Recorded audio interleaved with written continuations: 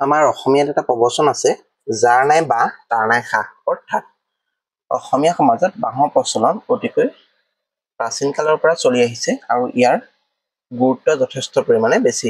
এতিয়া প্ৰশ্নটো হ'ল, আপোনালোকে বাৰু আপোনালোকৰ বাৰীত থকা বাঁহসমূহ কি কামত ব্যৱহাৰ কৰি আহিছে?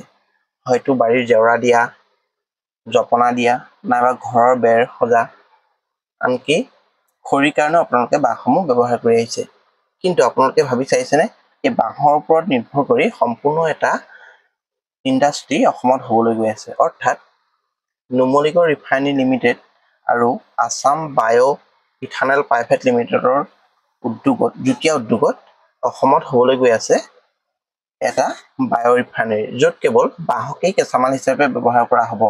আৰু ভাৰতবৰ্ষৰ এইটোৱে একমাত্ৰ উদ্যোগ হ'ব যিটোৱে কেৱল সম্পূৰ্ণৰূপে বাঁহক কেঁচামাল হিচাপে লৈ গঢ় লৈ উঠিছে। গতিকে আহকচোন আমি এই ইথানেল প্ৰজেক্টটো অৰ্থাৎ এই বায়' ৰিফাইনাৰী প্ৰজেক্টটোনো কি হয় সেই বিষয়ে ভিডিঅ'টোৰ যোগেদি আলোচনা কৰোঁ। অহা ছেপ্টেম্বৰ মাহৰ 14 তাৰিখে দেশৰ প্ৰধানমন্ত্ৰী নৰেন্দ্ৰ মোদী ডাঙৰীয়াই এই বায়' ৰিফাইনাৰী প্ৰজেক্টটো মুকলি কৰিব। প্ৰায় 1750 কোটি টকা খৰচ কৰি নিৰ্মাণ কৰা এই প্ৰজেক্টটোৰ যোগেদি বছৰি 5 লাখ মেট্ৰিক টনলৈকে বাঁহৰ প্ৰয়োজন হ'ব বুলি জনোৱা হৈছে আৰু ইয়াৰ পৰা 49,000 মেট্ৰিক টন ইথানল প্ৰস্তুতৰ লক্ষ্য হাতত লোৱা হৈছে। ইয়াৰ ভিতৰত ফুৰফিউৰেল কৃষিকাৰ্যত ব্যৱহাৰ কৰাৰ লগতে এচিটিক এচিড কাপোৰ উদ্যোগ আৰু আঠা উদ্যোগত ব্যৱহাৰ কৰা হয়। লগতে জৈৱ কয়লা উৎপাদনৰ ওপৰতো এই উদ্যোগটোৱে সমানেই জোৰ প্ৰদান কৰিছে।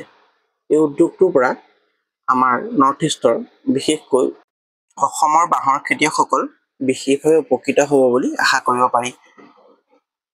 লগতে NIL কৰ্তৃপক্ষই জনাবলৈ দিছে যে তেওঁলোকে স্থানীয়ভাৱে বাঁহৰ পুলি যোগান ধৰিব আৰু উন্নত জাতৰ বাঁহৰ পুলি যোগান ধৰিব, যাতে অসমৰ যিমানবিলাক এলেকা আছে য'ত বাঁহৰ খেতিয়কসকলে বাঁহ খেতি কৰিব পাৰে আৰু তাৰ যোগেদি এই উদ্যোগটো কেঁচামালৰ যোগান ধৰিব পৰা যায়।